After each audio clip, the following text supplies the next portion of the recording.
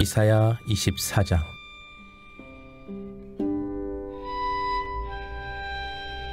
보라, 여호와께서 땅을 공허하게 하시며 황폐하게 하시며 지면을 뒤집어 엎으시고 그 주민을 흩으시리니 백성과 제사장이 같을 것이며 종과 상전이 같을 것이며 여종과 여주인이 같을 것이며 사는 자와 파는 자가 같을 것이며 빌려주는 자와 빌리는 자가 같을 것이며 이자를 받는 자와 이자를 내는 자가 같을 것이라. 땅이 온전히 공허하게 되고 온전히 황무하게 되리라. 여호와께서 이 말씀을 하셨느니라. 땅이 슬퍼하고 쇠잔하며 세계가 쇠약하고 쇠잔하며 세상 백성 중에 높은 자가 쇠약하며 땅이 또한 그 주민 아래서 더럽게 되었으니 이는 그들이 율법을 범하며 율법을 어기며 영원한 언약을 깨뜨렸음이라. 그러므로 저주가 땅을 삼켰고 그 중에 사는 자들이 정죄함을 당하였고 땅의 주민들이 불타서 남은 자가 적도다. 새 포도즙이 슬퍼하고 포도나무가 쇠잔하며 마음이 즐겁던 자가 다 탄식하며 소고치는 기쁨이 그치고 즐거워하는 자의 소리가 끊어지고 수금 타는 기쁨이 그쳤으며 노래하면서 포도주를 마시지 못하고 독주는 그 마시는 자에게 쓰게 될 것이라. 약탈을 당한 성읍이 허물어지고 집마다 닫혀서 들어가는 자가 없으며 포도주가 없으므로 거리에서 부르짖으며 모든 즐거움이 사라졌으며 땅의 기쁨이 소멸되었도다. 성읍이 황무하고 성문이 파괴되었느니라. 세계 민족 중에 이러한 일이 있으리니 곧 감람나무를 흔듦 같고 포도를 거둔 후에 그 남은 것을 주움 같을 것이니라. 무리가 소리를 높여 부를 것이며 여호와의 위엄으로 말미암아 바다에서부터 크게 외치리니 그러므로 너희가 동방에서 여호와를 영화롭게 하며 바다 모든 섬에서 이스라엘의 하나님 여호와의 이름을 영화롭게 할 것이라. 땅 끝에서부터 노래하는 소리가 우리에게 들리기를 의로우신 이에게 영광을 돌리세 하도다. 그러나 나는 이르기를 나는 쇠잔하였고 나는 쇠잔하였으니 내게 화가 있도다. 배신자들은 배신하고 배신자들이 크게 배신하였도다. 땅의 주민아, 두려움과 함정과 올무가 내게 이르렀나니 두려운 소리로 말미암아 도망하는 자는 함정에 빠지겠고 함정 속에서 올라오는 자는 올무에 걸리리니 이는 위에 있는 문이 열리고 땅의 기초가 진동함이라. 땅이 깨지고 깨지며 땅이 갈라지고 갈라지며 땅이 흔들리고 흔들리며 땅이 취한 자같이 비틀비틀하며 원두막같이 흔들리며 그 위에 제약이 중함으로 떨어져서 다시는 일어나지 못하리라. 그날에 여호와께서 높은 데서 높은 군대를 벌하시며 땅에서 땅의 왕들을 벌하시리니 그들이 죄수가 깊은 옥에 모임같이 모이게 되고 옥에 갇혔다가 여러 날 후에 형벌을 받을 것이니라. 그때에 달이 수치를 당하고 해가 부끄러워하리니 이는 만군의 여호와께서 시온산과 예루살렘에서 왕이 되시고 그 장로들 앞에서 영광을 나타내실 것임이라. 참 비가 많이 내리고 있는데 이 우중에도 이른 새벽 하나님 품에 나온 여러분 모두를 주님의 이름으로 축복하고 또 환영합니다. 이렇게 비가 많이 올 때는 이런 운전을 특별히 조심하시고 또 걸으시는 분들도 이게 바닥이 미끄러울 수가 있어요. 그러니까 특별히 주의하셔야 돼요. 그러니까 넘어지지 말아야 돼요. 나이가 드시면 여러분 안전에 주의하시면서 이렇게 새벽을 깨우며 나가시길 바랍니다. 저는 은혜의 단비라고 생각합니다. 이렇게 비가 많이 와야 될 때는 비가 많이 와서 온 대지를 적셔야 합니다. 그래야 또 이 대지가 생명의 역사를 우리 가운데 선물로 갖다 주게 되는 거예요. 우리가 감사하는 마음으로 또 이 비 오는 오중에 첫 시간 하나님께 올려드리는 성도들 되시길 바라고, 오늘 특별히 이사야 24장 말씀인데 참 놀라운 말씀이 이것에 담겨 있는 것을 보게 됩니다. 땅의 저주에 관한 그런 말씀이에요. 땅. 이 개라고 이렇게 말하는데, 이 구약 성경을 읽어보면 구약 성경 전체는 사실은 이 땅과 긴밀한 관계가 있습니다. 그래서 이것을 신학자들은 땅의 신학 또는 땅의 영성이다, 기독교 영성을 이렇게 말하는 거예요. 왜냐하면 하나님의 축복과 저주는 언제나 땅과 긴밀한 관계를 가지고 있어요. 그래서 여러분들 이제 행복에 이르는 예수의 행복론, 행복에 이르는 길에 보면 제가 이 땅에 관한 내용들을 그 책에 기록해서 한국교회에 소개한 바가 있습니다. 이 땅과 긴밀한 관계가 있는데, 하나님의 축복을 받는 자들은 산지의 주인공이 돼요. 산지, 하나님이 그 언약하신 그런 거룩한 축복의 산지들이 있다는 거죠. 그러나 하나님의 그 축복의 문이 닫히게 되면 그 산지에서 버림받게 되는 거예요. 저는 말하기는 여러분의 인생을 살면서 하나님이 여러분에게 약속하시고 언약하시고 부어주시는 그 산지의 주인공들이 다 되시기를 간절히 바랍니다. 그런 면에서 땅의 축복을 받아야 돼요. 하늘의 축복은 땅의 축복과 긴밀한 관계가 있다라고 하는 사실이에요. 그래서 하늘문이 열려 땅이 축복을 받는 겁니다. 여러분들이 이 땅에 두 발을 딛고 이 터전 위에 살아가고 있는데, 이 터전 위에 살아가는 이 삶의 자리 안에서도 하늘문이 열리게 되면 하는 일마다 형통케 되고, 그리고 여러분의 자손들이 천대에 이르는 신명기의 축복도 받게 되고요. 할렐루야. 그래서 우리가 물적, 영적, 정서적 축복, 이 전인적인 축복, 아수라의 축복을 받게 되는 거예요. 이게 다 통칭해서 땅의 축복이다. 우리는 이렇게 신학적으로 말을 할 수가 있어요. 그런데 이사야서 24장 말씀을 들여다보면 참 안타깝게도 이 땅의 저주에 관한 이런 말씀이 나오고 있는 걸 보게 돼요. 여러분 보세요. 1절로 4절 말씀인데 24장 1절로 4절 함께 읽어봅니다. 보라, 여호와께서 땅을 공허하게 하시며 황폐하게 하시며 지면을 뒤집어 엎으시고 그 주민을 흩으시리니 백성과 제사장이 기를 것이며 종과 상전이 같을 것이며 여종과 여주인이 같을 것이며 사는 자와 파는 자가 같을 것이며 빌려주는 자와 빌리는 자가 같을 것이며 이자 받는 자와 이자 내는 자가 같을 것이며 땅이 온전히 공허하게 되고 온전히 황무하게 되리라. 여호와께서 말씀하셨느니라. 땅이 슬퍼하고 쇠잔하며 세계가 쇠약하고 쇠진하여 세상 백성 중에 높은 자가 쇠약하며. 자, 이렇게 땅에 관한 이런 안타까운 저주의 말씀이 나와요.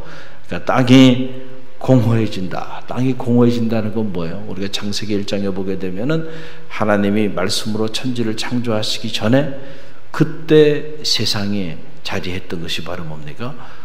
공허입니다. 공허. 그럴 때 하나님의 말씀이 임하기 시작하면서 이 공허했던 세상에 희망의 역사가, 생명의 역사가 나타나기 시작하는 거예요. 그러니까 하나님의 말씀이 사라지면요, 우리 인생은 공허합니다. 공허해져요. 아무리 많은 재산을 가졌어도요, 아무리 높은 권력을 구가해도요, 어느 순간에 인생이 공허해. 그 공허함을 달랠 길이 없습니다. 그래서 사람들이 이런저런 그 공허함을 달래기 위하여 육체의 쾌락을 향해 자기 몸을 쑤셔 넣는 겁니다. 죽음의 사지로 가는 거죠. 스스로 인생에 밀려오는 공허함을 감당할 길이 없는 거예요. 그 땅이 이렇게 저주를 받기 시작한.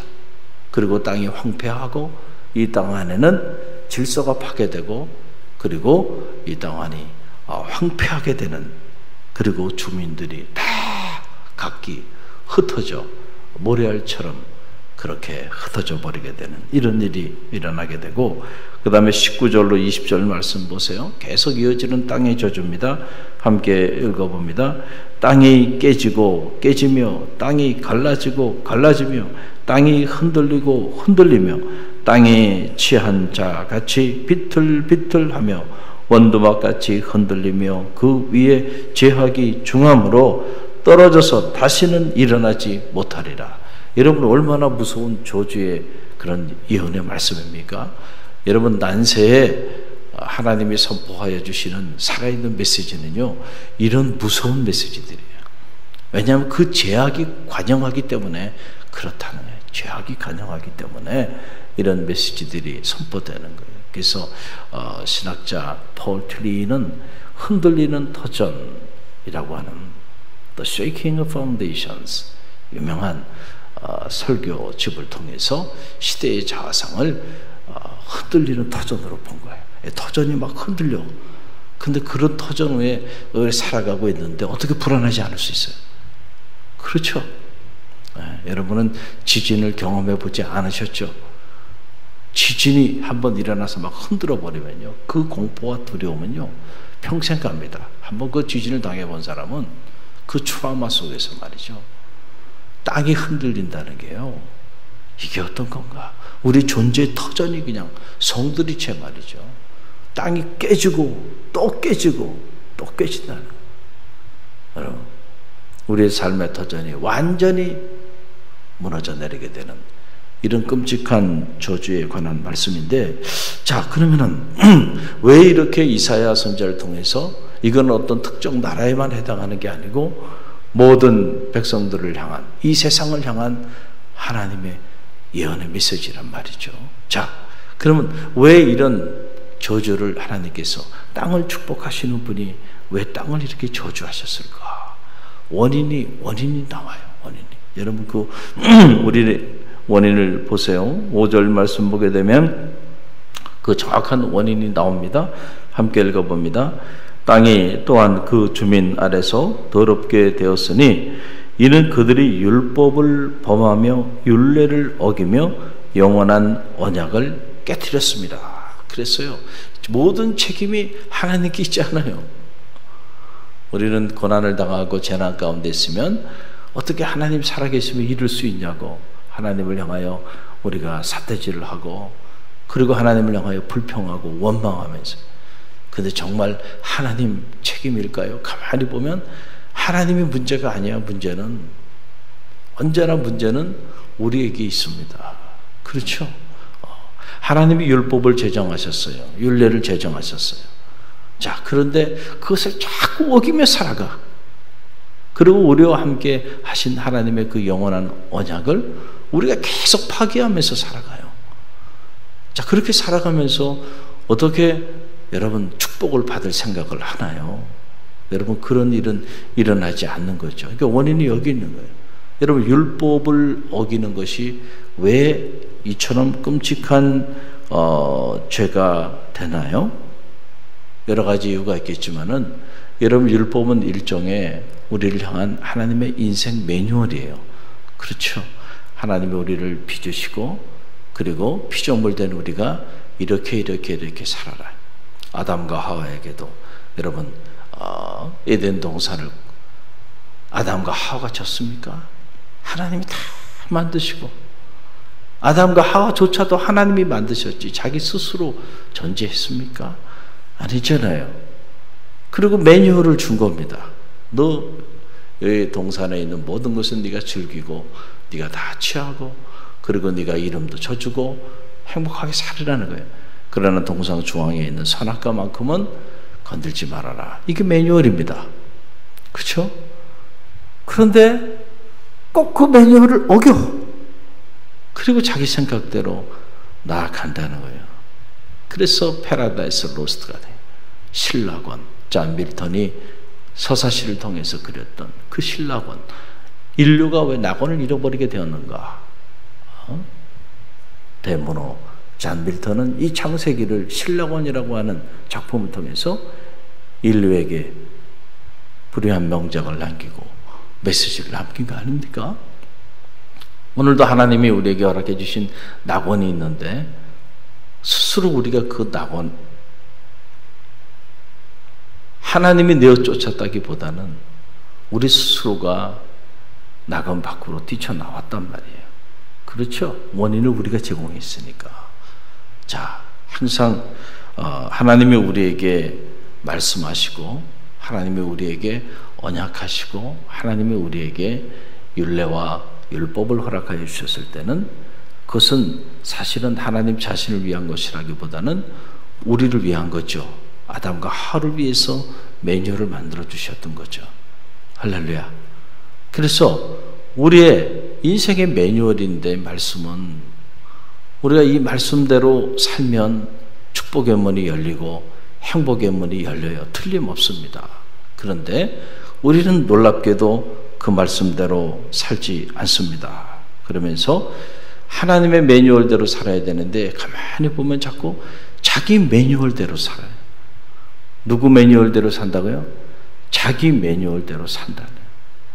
그러니까 모든 것이 중요한 일일수록 보면요, 다 기업도 마찬가지고 공동체도 마찬가지고 어떤 중요한 제품도 마찬가지고 다 매뉴얼이 있습니다. 아무리 여러분 정말 고도의 테크닉을 가지고 그렇게 만들어진 제품이라 할지라도요, 매뉴얼대로 사용해야죠. 그냥 내 생각대로 그냥 막 만져버리면요, 한순간에 고장나고 결국은 그 고도의 고안된 제품의 효과를, 그 기능을 우리가 다 누리지 못하게 되는 거예요. 우리 인생도 마찬가지예요. 신앙생활 한다는 건 다른 게 아니에요. 하나님의 매뉴얼을 따라 살아가는 삶입니다. 할렐루야. 근데 우리는 그 인정하지 않습니다. 내가 왜 하나님의 말씀대로 살아? 내 인생은 내 건데, 내 가치관대로 살고, 내 의지대로 살고, 내 생각대로 살고, 내 감정대로 살고, 내 고집대로 살아야 돼. 그러니까 산지의 주인공이 되지 못하고요, 땅이 깨지고 또 깨지고 땅이 흔들리고 또 흔들리고 터전이 흔들리는, 그래서 늘 근심과 걱정과 불안과 두려움 속에서 안타까운 삶을 살아가게 되는 거예요. 얼마 전에 이번 학기 학기말 고사 성적을 이렇게 매겼어요. 이번 학기는 감리교신학대학에서 정통과 이단이라고 하는 과목을 이렇게 강의를 했습니다. 얼마나 사이비단 단체들이 많아요. 그래서 미래 감리교 목회자들을 향해서 정통, 성서적 기독교 교리는 뭐고, 진품이라고 말하는 거죠. 그 다음에 짝퉁, 무엇이 짝퉁인가, 이거를 가르쳤어요. 이걸 배워야 되거든요. 목회자들부터 이런 거에 대한 이해가 없으면 어떻게 성도들이 거기에 대한 이해를 갖겠어요? 그래서 거기에 대한 이제 강의를 하고 채점을 했는데, 제가 보니까 한 학기 동안 똑같은 공간에서 똑같은 시간에 똑같은 교수가 똑같은 내용을 강의를 한 거잖아요. 그렇죠? 그런데 채점을 해보면 말이죠, 정말 천차만별이야. 야, 어떻게 이렇게 다른 생각들을 가질 수가 있을까? 참 놀라울 정도입니다. 놀라울 정도예요. 이게 다 디자인이 되어 있는 거군요, 수업이라는 건. 그래서 수업하기 전에 이미 방학 때 실러버스라 그래서 그 수업에 관한 개요가 다 만들어져서 학교 홈페이지에 다 올립니다. 그럼 학생들이 그걸 보고 과목 수강 신청을 해서 들어오는 거예요. 그럼 그 안에 보면 이 과목을 통해서 무엇을 전하려고 하는지, 이 과목의 목적은 뭐고, 제목은 어떻게 되고, 그 다음에 첫 시간부터 마지막 시간까지 다룰 내용들을 쫙 전부 다 적고, 그 다음에 각 시간마다 우리가 뭘 해야 하는지, 리딩 어사인먼트는 뭔지, 몇 페이지 어떤 책을 읽어야 되는지, 그리고 발표는 어떻게 해야 되는지, 그 모든 것들을 실러버스 안에 다 기록합니다. 그걸 본인들이 보고 선택해서 들어와요. 그리고 그것도 부족해. 공지한다고 해서 다 그걸 또 이해하는 게 아니잖아요. 그러니까 어떻게 해요? 첫날은 오리엔테이션을 합니다. 그래서 이 수업은 이렇게 짜져 있고 이 수업은 이렇게 흘러갈 것이다. 그러니까 너희들은 이 수업을 따라오기 위해서는 이렇게 해야 한다. 그거를 첫 시간 3시간 내내 가르칩니다. 그러면 다 이해한 거 아니에요? 그러나 또 다 이해한 게 아니에요. 그러니까 또 매 시간 반복적으로 또 얘기합니다. 또 얘기. 그리고 거기서 또 끝나지 않아요? 시험 보기 전날 또 시험에 대한 오리엔테이션을 해주면서 이렇게 준비하라. 가이드라인을 또 다 제시해줘요. 그런데도 이 정도 하면은 여러분들이 생각하기에 다 비슷한 방향으로 갈 것 같죠? 그런데 아닙니다. 다야 각기 제 길로 많이들 갑니다. 참 신기할 정도로 어떻게 그렇게 각기 제 길로 가는 사람들이 꼭 나오는지 몰라요. 그러면 결론은 뭡니까? 이 사람들이 왜 이렇게 각기 제 길로 갈까? 이리로 가라고 그렇게 가르치고 수십 번 얘기를 했는데 꼭 저리로 튀는 사람들이 있다니까. 근데 보면 그 그리로 튀는 사람들 중에요, 아예 공부를 안 한 사람은 백지를 내면 돼요. 근데 열정적으로 열심히 했는데 엉뚱한 데로 가는 사람들이 있어요. 제가 보기엔 가장 안타까운 인생들이에요. 그 친구들은 끝까지 자기 생각대로 한 학기 수업을 들은 거예요. 그러니까 학점이 나오겠어요? 안 나오겠어요? 채점은 누가 해요?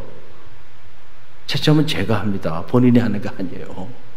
그러니까 학점이 안 나오죠. 그러면 이런 학생들은 또 반드시 성적 2 신청 기간이 있는데 꼭 그때 성적 2 신청하는 사람이 누구냐면 그 친구들이에요. 그 친구들이. 자기는 A 학점이라는 거야. 와, 환장해버려요. 정말. 자기는 A 학점이래. 그러냐? 그런데 C 학점이 나왔어. 그럼 제가 보면은 C 학점도 은혜다 너는. 내가 F 학점 주려고 하다가 그래도 엉뚱한 길로 가긴 했지만 열심히는 했으니까 그나마 내가 펑크 주지 않고 그냥 통과시켜주는 C학점. 그것도 은혜를 받았는 줄 알아요. 진품과 짝퉁을 나누는데 여러분 그거 정확하게 봐야 되는데 처음부터 짝퉁의 길을 걸어가면은 돼요 안 돼요? 안 되잖아. 안 되잖아. 그렇게 가르쳐도요. 그러니 학생들도 이렇게 자기 고집이 강하니 이 말이야. 말하면 안 들어요. 자기 생각대로 하는 애들이 있다니까. 꼭 있습니다. 수업 시간에. 매 학기 있어요. 어디로 가는 거야? 열심히 했어요. 빠지지도 않았어요. 그런데 결과는 엉뚱한 길로 가 있어요. 가만히 둬도 짝퉁의 길을 갈 사람이야. 이 사람 목회하면 큰일 날 사람이야. 그쵸? 안타까워요? 안타깝지 않아요? 안타까워요. 왜? 매뉴얼이 있는데, 수업의 매뉴얼이 있고 그 매뉴얼에 대해서도 한 번 그냥 딱 기록해놓고 다 기록했으니까 다 알았지 끝난 게 아니에요. 매 시간 마지막까지 계속 그 매뉴얼을 반복해서 가르쳐주고 얘기를 합니다. 하나님이 우리에게 말씀을 주셨어요. 하나님의 말씀 주시고 그 다음에 딱 덮어버리고 누구도 말씀에 대해 설명해 주지도 않고 얘기도 하지 않고 말씀이 있으니까 다 봤을 거 아니야? 이렇게 말하지 않잖아요. 오늘도 하나님 말씀하시잖아요. 각 세대마다 주의 종들을 통하여 끊임없이 말씀을 반복적으로 어떻게 살아야 산지의 주인공이 되는지 이 매뉴얼에 관한 말씀을 계속 전해줘요. 그런데 끝까지 자기 가치관대로 자기 고집대로 자기 생각대로 그렇게 신앙생활 하는 사람들이 있어요 없어요? 있어. 갈릴리 교회도 있어. 난 거짓말 안 해요. 아유, 보면 참 답답해요. 왜 그럴까? 여러분, 신앙생활이라고 하는 게 뭐예요? 내 매뉴얼을 내려놓고 하나님의 매뉴얼대로 사는 삶이 신앙생활이에요. 이걸 입문한다 그랬잖아요. 신앙생활을 입문한다. 내가 더 이상 내 인생의 주인이 아니고 하나님이 내 인생의 주인이십니다. 이 고백을 통해서 신앙생활에 입문하는 겁니다. 그래서 지금까지는 내가 내 철학과 내 가치관을 가지고 살아왔다고 한다면 이제부터는 내 인생의 주인이 난 줄 알았습니다. 알고 보니까 내 인생의 주인 내가 아니고요. 내 인생도 내 것이 아니고 하나님의 것이고 하나님이 내 모든 생사 화복을 주관하시는 나의 창조주가 되심을 고백하는 삶에서부터 신앙생활이라는 게 시작이 되는 거예요. 그래서 이제는 내 매뉴얼대로 사는 삶이 아니고 이제는 하나님의 매뉴얼대로 살고요. 내 임의로 막 판단하고 내 고집대로 사는 게 아니고 하나님의 결제를 받고 살아가는 삶이 비로소 시작되는 거예요. 이걸 우리가 입문한다 그래요. 여러분들이 뭔가를 할 때 흔히들 말하잖아요. 입문한다 이렇게 얘기하잖아요. 자전거도 자전거 입문한다. 그래서 입문할 때는 어떤 자전거를 탄다. 처음부터 너무 고가의 자전거를 타지 말고 입문해서 자전거가 나한테 맞는지 안 맞는지 그러면서 자기 수준에 맞게 조금씩 기변을 해가면서 그렇게 스포츠를 즐기게 하잖아요. 어떤 경우는 입문도 안 해본 사람이 여러분 그 세계를 알까요? 몰라요. 입문해 봐야 합니다. 직접 본인이 경험해보고 입문해 봐야 하는데 우리가 신앙생활을 평생을 했어요. 교회 멤버십을 가지고 집사로, 권사로, 장로로 또는 성직자로 하나님의 교회를 섬기며 살았어요. 그런데 실상은 한 번도 입문한 적이 없어. 그 말은 무슨 말이에요? 내가 평생을 내 매뉴얼대로 살았어요. 그럼 그 사람이 아무리 성직자가 되고 교회 감독이 되고 무슨 지도자가 여러분 그게 뭐 필요하겠습니까? 하나님 앞에서 그런 것들이 직분이 뭐가 필요하겠어요? 그게 하나님 앞에서 오늘 우리가 실제로 기독교 신앙에 입문해서 내 삶의 주인이 내가 아니고 하나님을 알고 오늘도 그 하나님의 소리에 귀를 기울이고 그 하나님의 우리를 향한 인생의 매뉴얼을 따라 살아가는 실제 하는 신앙생활을 하는 그것이 중요하죠. 할렐루야. 그게 본질이죠. 우리가 그런 생활을 하지 않고 자꾸 비본질적인 것들을 자랑하고 그 비본질적인 것들로 내 인생을 채워나간다고 한다면 평생을 신앙생활 했지만은 하나님 앞에 섰을 때 나는 네가 누군지 모르겠다. 이 악을 행하는 자야. 내게서 떠나라. 마지막 순간에 여러분이 주님 앞에 섰을 때 그렇게 알곡이 아니고 쭉쟁이로 가라지로 양이 아니고 염소로 그렇게 버려진다고 한다면 여러분 그 인생은 실패한 인생이죠. 할렐루야. 오늘 주신 말씀을 붙잡으세요. 과연 나는 신앙생활에 정말 입문했는가 라고 하는 거예요. 그것은 곧 내가 어떤 중요한 일을 결정하고 또 행하고 나갈 때 과연 하나님의 매뉴얼을 따라 선택하고 집중하고 판단하면서 나가고 있는가, 아니면 여전히 내가 내 생각대로 내 고집대로 살면서 하나님 보고는 나를 도와달라고, 내가 계획한 일, 내가 추진한 일, 당신은 나의 조력자가 되어야 된다고 아직도 하나님을 조력자로 두고 여러분의 인생의 운전대를 붙잡고 그렇게 좌지우지하면서 살아가고 있는지 점검해 볼 필요가 있어요. 할렐루야.